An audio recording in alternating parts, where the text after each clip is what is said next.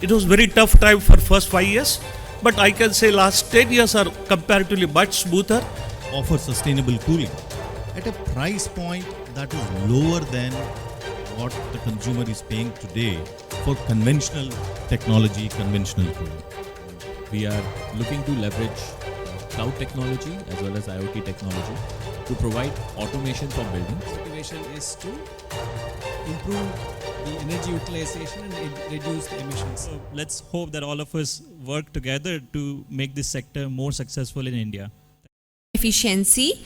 For this we have the anchor Mr. Ajit Shah from Yantra Harvest, the investor Mr. Sunay Gupta from Sagana, and for the startups we have Madhusudhan Rapole from Oorja Energy, Karn Chaturvedi from 75F APAC, and Satya Seshadri from Energy Labs. I would request all of you to come on the stage, please. Thank you. Good morning. My name is Ajit Shah. Last year also attended this as a delegate. I don't know why Narsi has promoted me this year as an anchor, but okay, this year I'm joining as an anchor. My company's name is Yantra Harvest Energy Private Limited. We work in energy efficiency last 18 years. To start with, it was very difficult for energy efficiency because none of the industry was willing to invest. We work only in B2B, that is industry. Okay, there are many verticals in the all industry, but it was very tough time for first 5 years. But I can say last 10 years are comparatively much smoother. People have awareness of the energy efficiency has gone up reasonably high.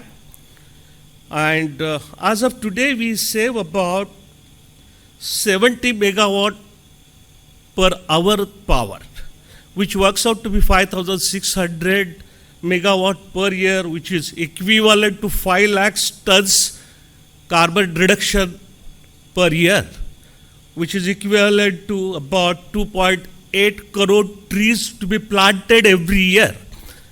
So it's a matter of little fact. Okay, everybody who does the business for making money, but we also do the business for contributing to the society. That's one beauty of every energy efficiency project or any renewable project, that you are a contributor to the society. It's a little more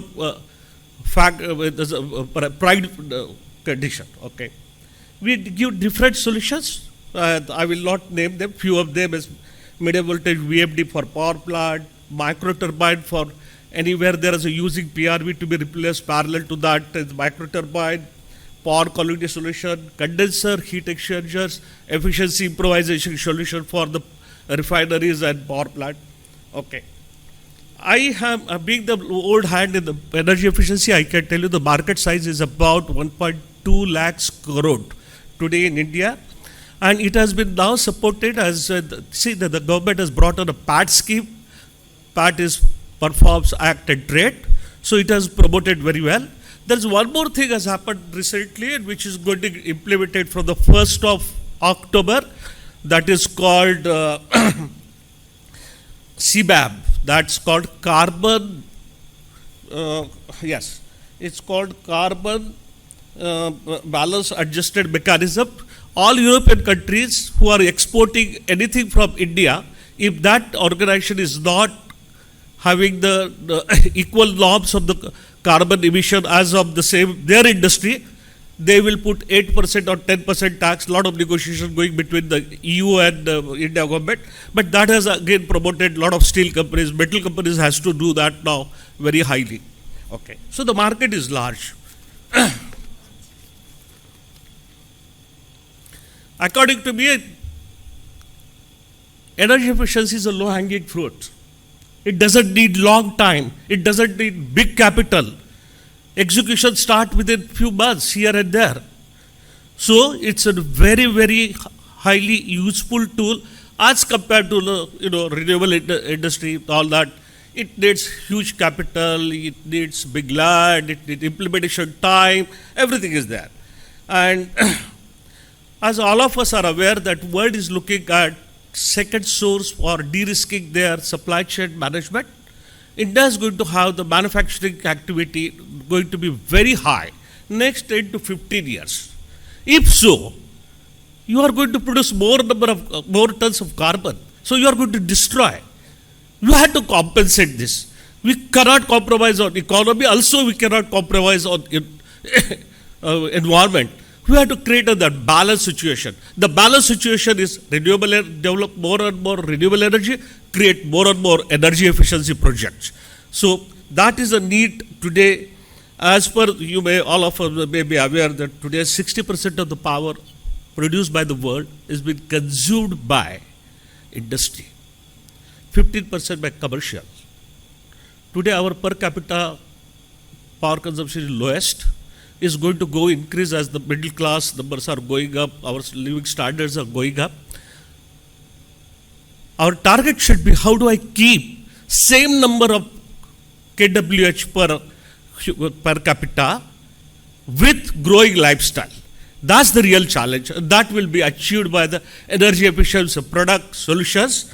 And with that, I welcome my all friends. Mr. Madhusudhan for Oorja, Karn Chaudhary from 75F, Satya Seshadri for ERG Labs. Are you there? Okay, good. And investor is Mr. Because last moment the name has been changed, so I had to get this name right now.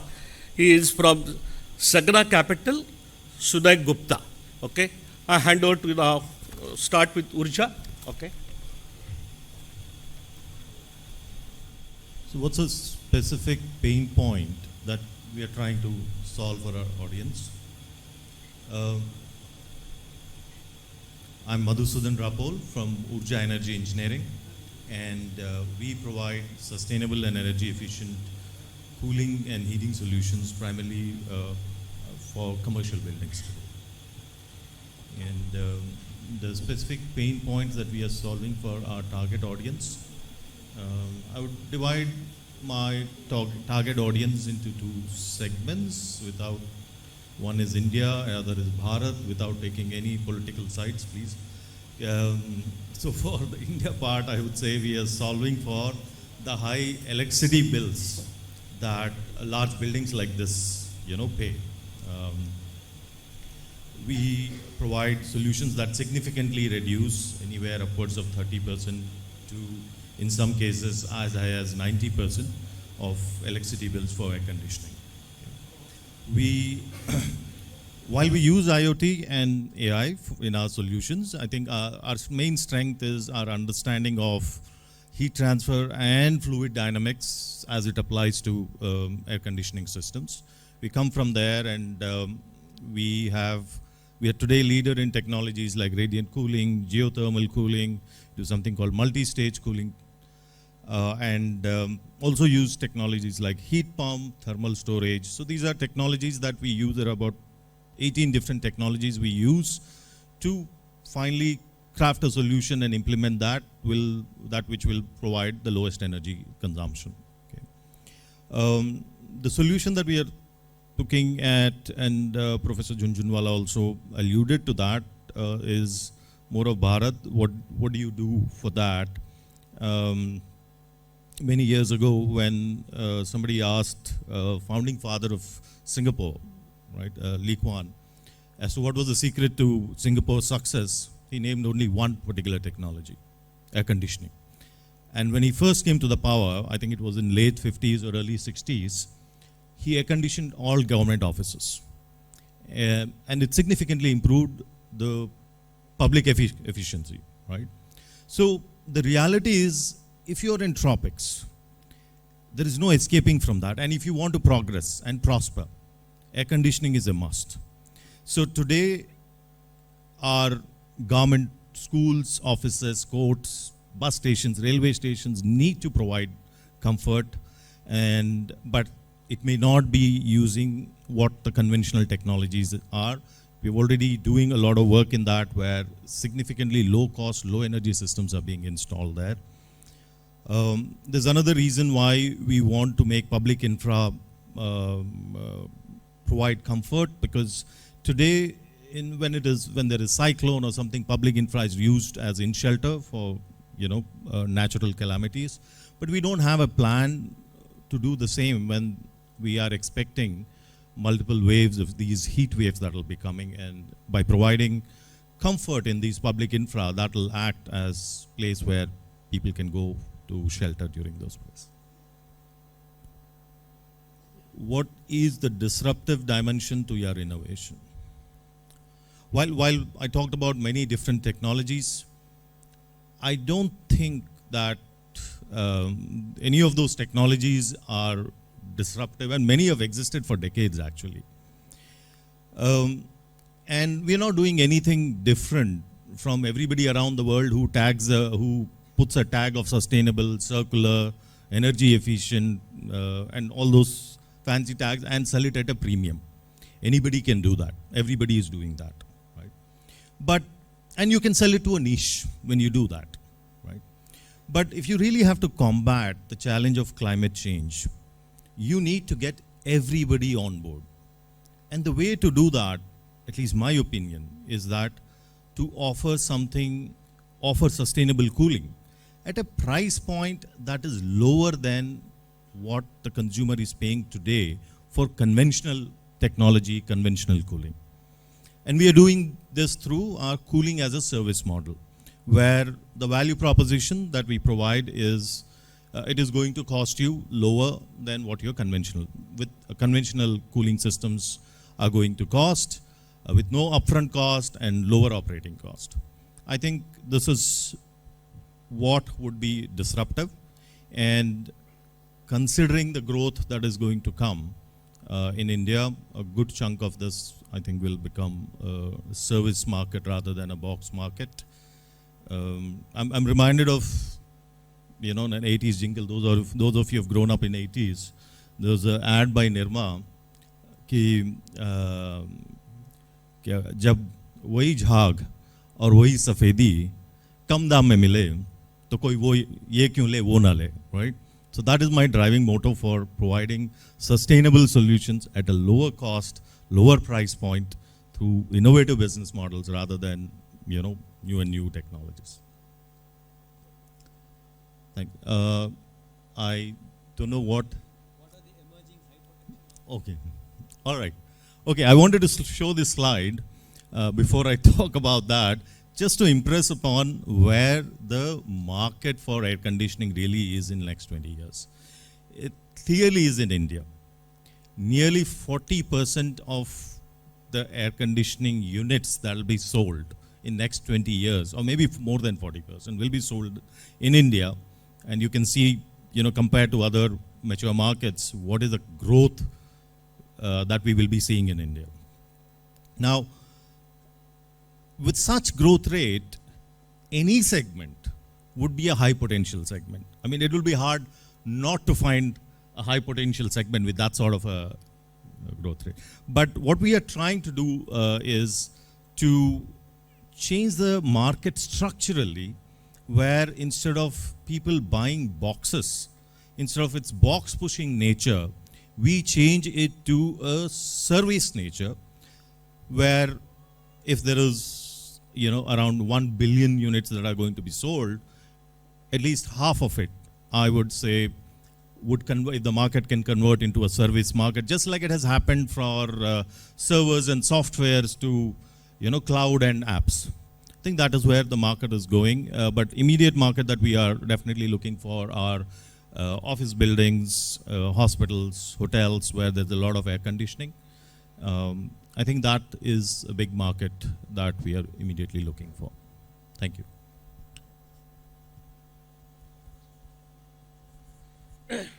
Thank you, Madhusudhan. I appreciate your input on this. Your SaaS model appears to be very interesting, as called the performance business model. Now, I invite Karn Chaudhary from 75F. Okay. Thank you, Karan.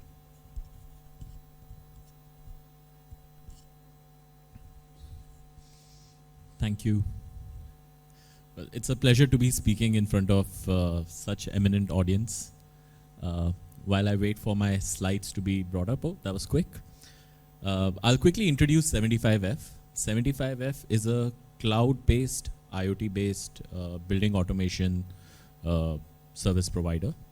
And we are actually based out of Bangalore. That is where we do our R&D.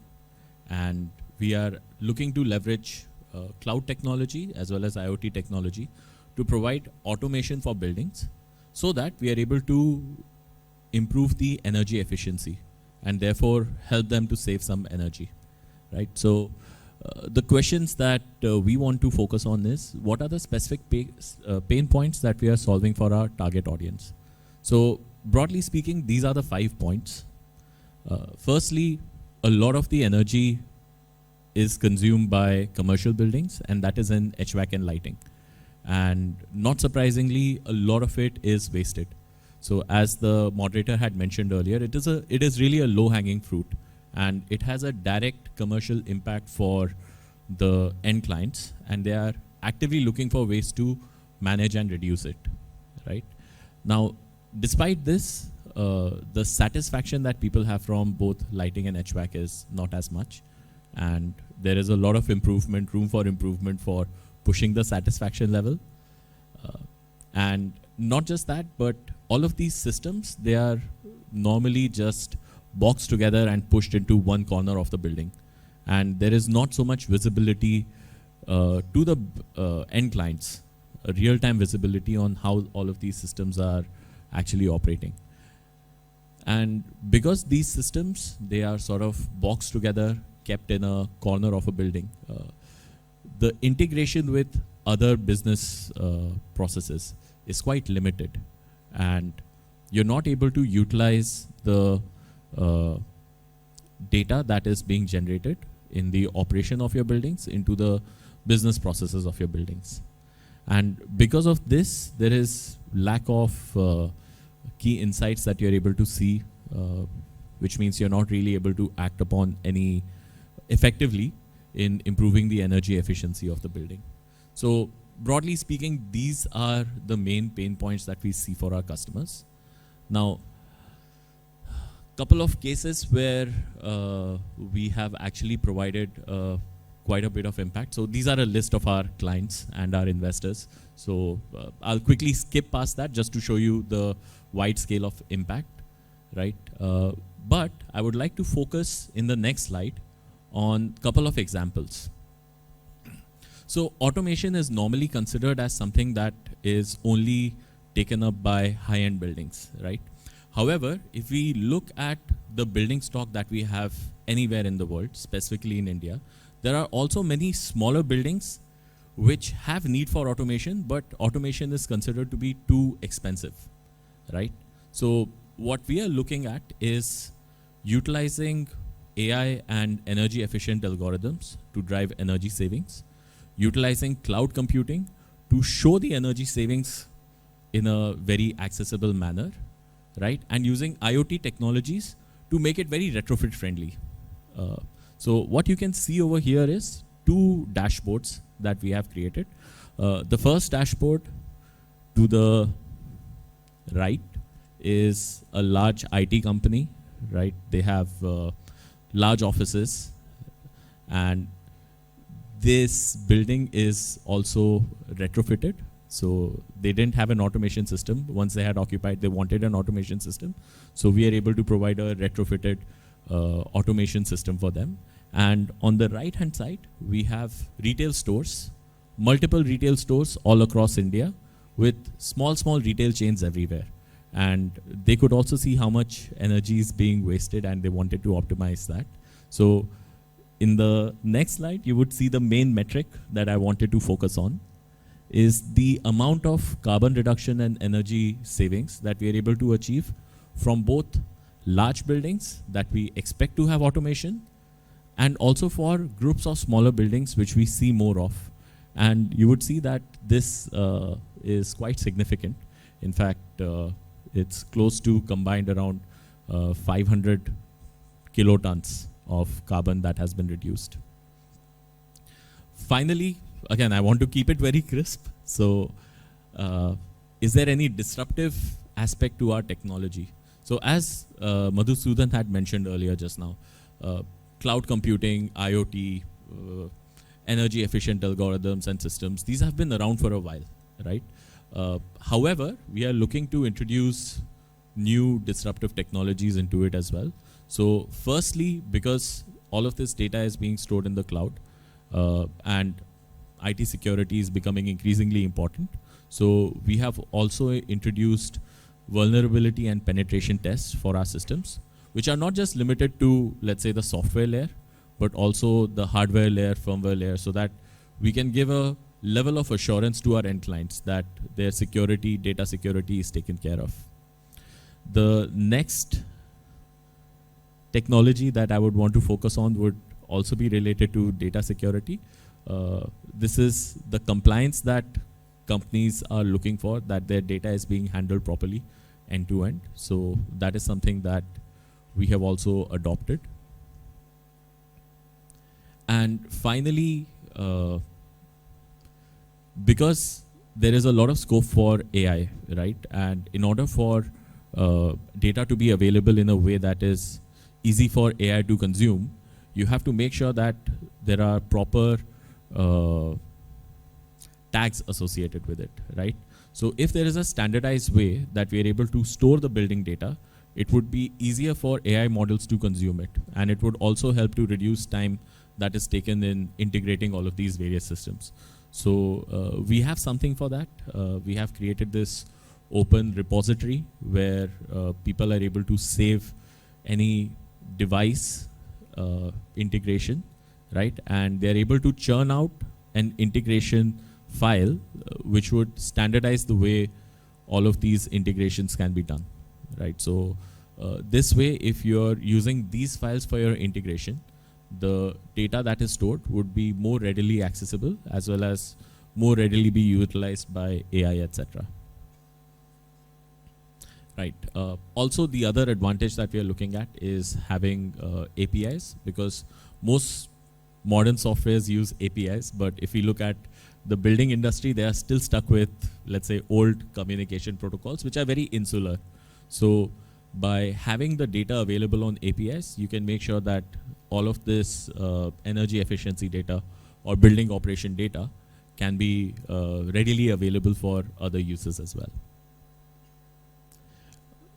This is another thing that we are looking at. It is called Open ADR. ADR stands for Automated Demand Response. So people in renewable energy or energy generation know about it, that during peak hours, the power plants have to work extra hard and they might not be operating at their most efficient point, which is why there is a extra peak hour tariff that is levied on most of industries. So the idea is that with this Open ADR protocol, a signal can be sent to these industry where during the peak hours, they can take some steps to further enhance the energy efficiency of their buildings, or further ensure that all of their systems are operating in a more efficient manner. So we have protocols and algorithms to ensure that at least the HVAC is responding in a more efficient manner during the peak hours. Also using AI for support, because these systems, while they might be simple, but in order to operate them efficiently, as much support that can be given to the folks on the ground, the better you can ensure the performance of the system. So by providing these AI-enabled support chat, or maybe in the next slide, having an AI which automatically looks at where the inefficient operation is happening and coming in and improving that. Those would be some sort of interesting avenues where we can drive further energy efficiency. So I think this is just a summary of all of our disruptive technologies. Right, so I'll cede my time. Thank you. Hello. Thank you, Karan. Now I invite Mr. Satya Seshadri for ENERG Labs. Thank you. Yeah, sure. Good afternoon or good morning, everyone. Energy Labs is a combination of words which stands for Energy and Emissions Research Group. That's my research lab at IIT Madras. One of my motivations, and we all know energy and emissions are completely linked to each other, and my motivation is to improve the energy utilization and reduce the emissions. So towards that, my mission is to electrify as much of energy consumption as possible. The reason for that is once you're on the grid is easier to handle rather than multiple distributed sources. So towards that, I have been building technologies and working with people like Madhu and others who will deploy those technologies. So I do look forward to see what is likely to be required and start working and building them. Heat pumps is one great example. We started building them for very high temperatures even before the market was looking at even low temperature heat pumps. Now in the industry, I'm proud to say we were one of the first ones to push a 120-degree heat pump in the market. Now it's getting more and more acceptable in the industry. The reason is very, very simple.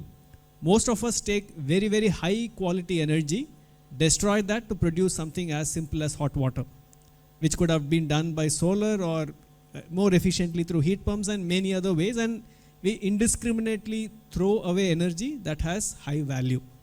So our objective in the lab is to figure out ways to use it, because efficiency does not come by reducing consumption alone. It also comes by intelligent usage of wasted resources. And heat is one of the most wasted resource from everything we do. There is always a waste heat, and you can't avoid it because thermodynamics does not allow you to avoid it, but you can always reuse it. So that's one of our biggest objectives. And the other thing that we also attempt to do is try to improve utilization by having storage. Storage is something that we are very well aware of, and I think right now integrated energy storage, including electricity consumption, is becoming quite common. But as Madhu had mentioned, the end use requirement is likely to be cooling in most cases, and it does not make sense to put it in multiple other forms of storage before you use it for cooling. So that's one thing that we work on, and in the process we don't want to create more damage. So we are looking at materials that will allow it to be completely sustainable to the extent that you can throw it back in your drain and cause no damage. So that's the kind of materials we look at, and really to do it at scale, it has to be extremely cheap. So we look at nature-based materials so that it is renewable and cheap. So broadly, my vision is look at 3 to 5 years down the line what is required for addressing this broad climate change. Most of it is to do with cooling, because globally 50% of demand is going to be for cooling.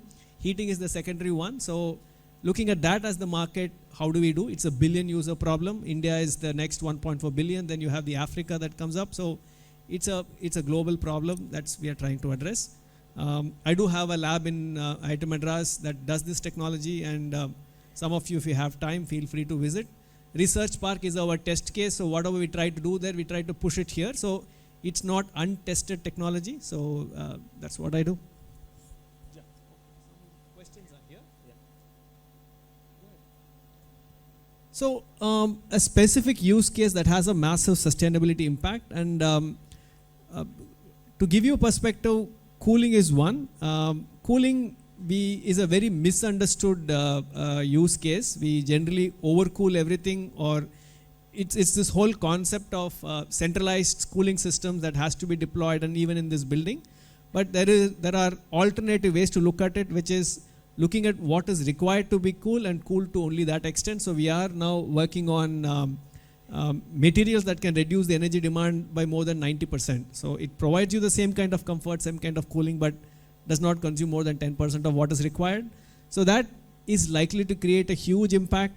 As we translate it, we require a lot more deployment and case studies, but then that's what is likely to help, because more and more impact of climate change, places are going to get warm, which means you can effectively utilize the heat available in the environment to do the needful for you.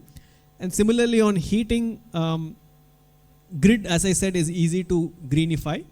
As you have enough opportunities and ways to provide the heat using electricity in the most energy efficient way, greening the grid is much more possible. And as Ashok mentioned this morning, tariffs are already so attractive to go renewable. It's only your utilization, and we need to start a demand before we can go towards supply. So our objective is to focus on demand and reduce the demand so that we can very quickly decarbonize our energy system as opposed to the painful way we are doing it right now. Challenges in scaling innovation and how do we plan to overcome? Of course, any innovation, as Ashok mentioned this morning, has 4 stages. And as academics and as early stage technologists, we are always stuck in stage 2. And my objective is to build a collective like this. We are working with investing communities, we are working with faculty from our own institutes, and trying to create a large number of ventures that will help scale. And having investors, researchers, and entrepreneurs in the same community in the form of a studio or a venture center that allows us to scale this impact. And we are also trying to create a network of integration or last mile, I would say, implementers, because without them, none of these technologies will reach the market, and possibly we cannot reach the market ourselves. So that's one of the efforts that we are taking, and I think it's a question of just repeated deployments and then success stories, which leads to more success stories. And I agree with Madhu that these have to be cheap, in the sense it should not cost more than what is there right now. In fact, it's even better if it's costing lesser, more beneficial, and has better climate impact. So that's our objective, to look at these technologies to scale. What types of partnerships could help take the impact of your solutions to the next level? It's multiple levels. From we have created this energy consortium to work with the large industries to understand how they look at it, because they are the drivers of the energy industry. Though we talk about a lot of demand side responses, but the drivers come from the energy providers of the country, of the world. So we work with them to understand how do we drive behavioral changes as well from the supply side. At the same time, we also have created a network of university partnerships. So there is no dearth of technology available in this country, or for that matter anywhere in the world. So lithium-ion battery, for example, was solved in 82 when it was invented, patented. It was available so far, and it took 40 years to become ubiquitous, and there has to be a catalyst. And what we are trying to be is that catalyst to provide enough opportunities for deployment of multiple such technologies, looking at region-specific technologies. We don't want to get stuck into another oil problem. We want to look at what is available in this region and try to commercialize that. So the effort that we are trying to put with the consortium and with Climafix type summits and the venture studios and so on and so forth is to find locally relevant solutions that can globally scale. So that's what we are trying to do. We've taken our first steps. Tomorrow we have one session. We will talk about it a little bit more detail, but I will stop here so that we can have time for some questions or other discussions. Thank you, Dr. Satya. Yeah. Okay, make it fast little. Sure. No, I'm just giving a testimonial to Energy Labs. Yeah. Time and again, we have come back to them with the challenges that we face, and every time they have provided, it has taken time, but to come back with a solution. In fact, I think we scout the world for providing some solution where Indian armed forces require heating at minus 45, minus 30 degrees centigrade that we are. And we couldn't find any supplier. We went to Energy Labs, and I'm proud to say we are deploying that this season now. Good, very good. Now I invite the Sunay Gupta from Sugar Capital. I think that he's the most important person for the people sitting here, because that will make them successful. You guys are doing amazing jobs. I think all the entrepreneurs and researchers here, really kudos to all of them. Actually, I feel really excited right now. I woke up at 4 a.m. to catch flight to Chennai, and then went through the traffic from the airport here.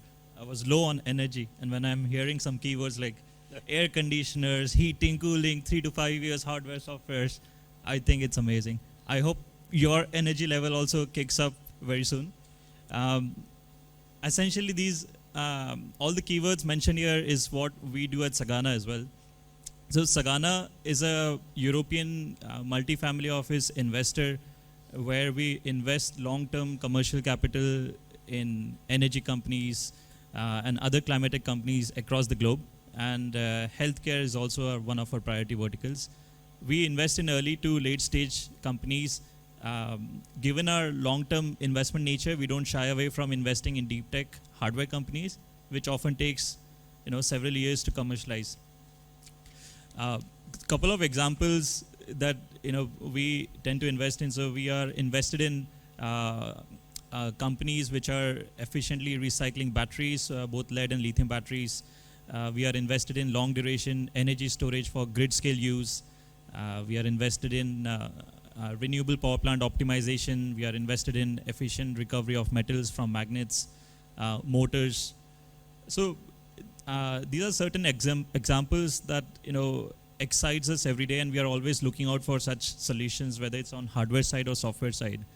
On energy efficiency particularly, I always scratch my mind and talk to a number of investors and entrepreneurs, like, why is this sector lagging compared to other subsectors? I mean, this is one of the most underrated sectors from investment perspective, and there's a huge climate impact potential.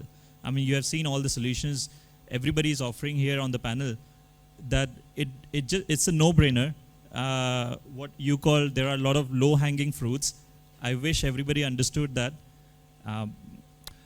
So the type of companies that we have been invested in, or type of companies we are most interested in. So on the hardware side, we have looked at number of companies which are extremely efficient air conditioners, which might be dehumidifying and cooling at the same time.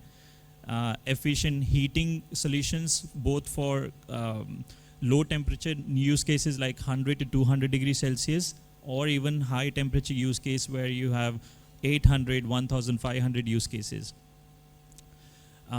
We, on the software side, commercial buildings, industries, we have been looking at solutions which can optimize and reduce the energy consumption, and at the same time, increase the productivity. I think all these solutions are extremely crucial, and I'm sure a lot of you must have a lot of ideas that you want to work. So I welcome all of you to talk to these people on the panel here and talk to me as well. But the idea is this sector has a lot of potential, and I hope this.